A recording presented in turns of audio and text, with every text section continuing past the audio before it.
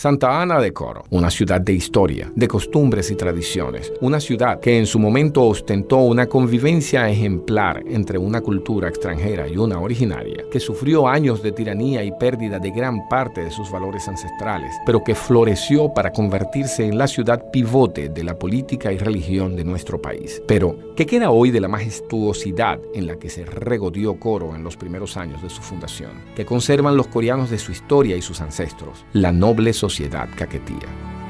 Coro ha sido llamado históricamente la raíz de Venezuela, pero deberíamos ser más precisos. Deberíamos hablar de la Venezuela moderna, de la Venezuela de las instituciones, de la Venezuela de la religiosidad católica, de la Venezuela de la política moderna.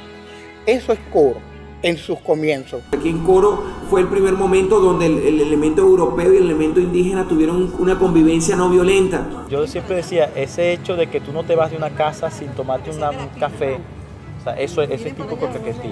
Esa capacidad de trabajo del coreano de esforzarse por conquistar sus luchas también. Esa vida del núcleo de la familia que se mantiene siempre unido, la familia básicamente alargada, donde el abuelo tiene un lugar, donde el viejo tiene un puesto.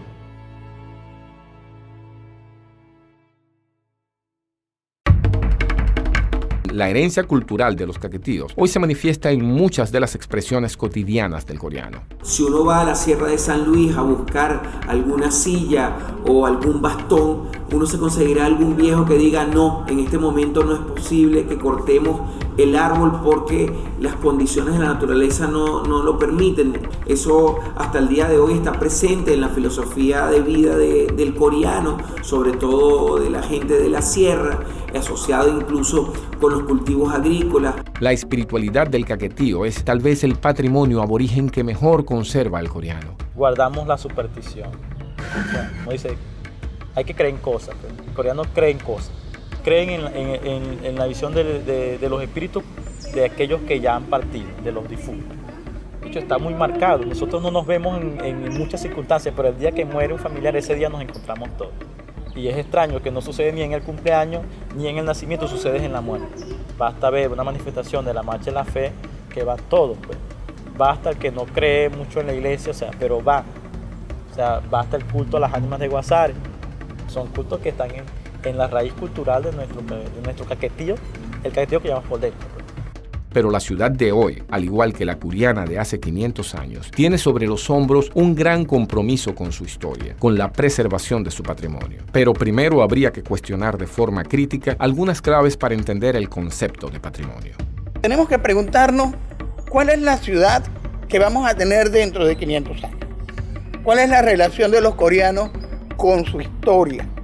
¿El patrimonio sigue siendo solamente las fachadas o tiene una verdadera y significativa importancia para la psiquis, para la etnohistoria de los coreanos?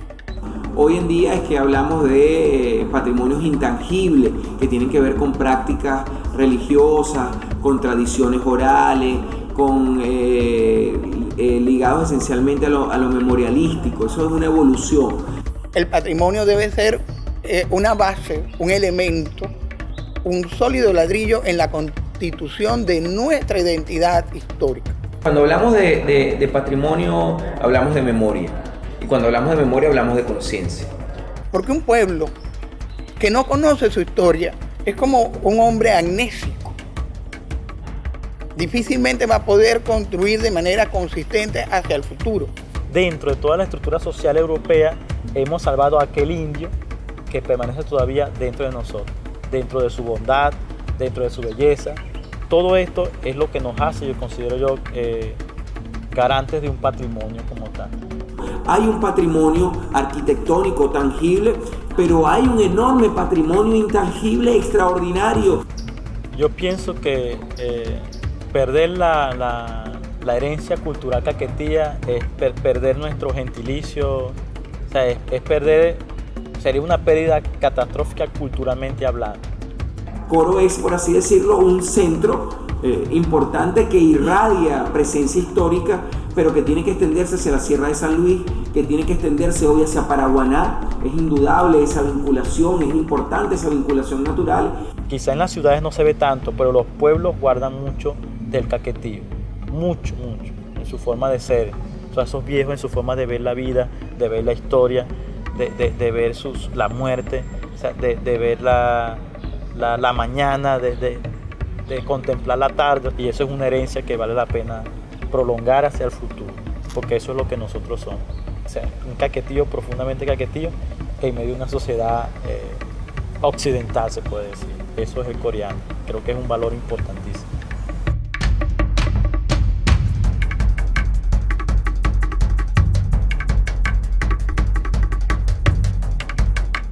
A mí siempre me llamó la atención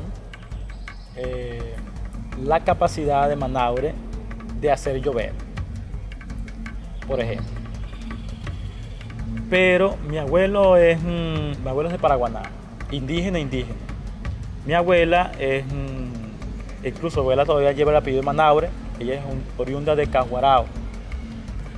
Abuelo tenía la capacidad, por ejemplo, de distinguir cuándo iba a llover. Nosotros tuvimos tierras de aquel lado del río. Cuando abuelo decía a las 3 de la tarde, vámonos que va a llover, o sea, eso era efectivo de que iba a llover. O sea, esto Manaure, esto es una verdad, eso no es una cuestión de mito simplemente.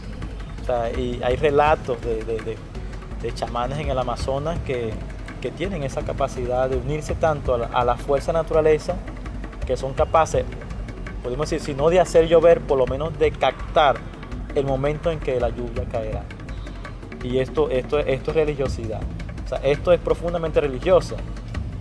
Creo que esa figura del que hace llover, el hacedor de lluvias, es una cosa que valía la pena popularizar, porque es propio de la cultura caquetí.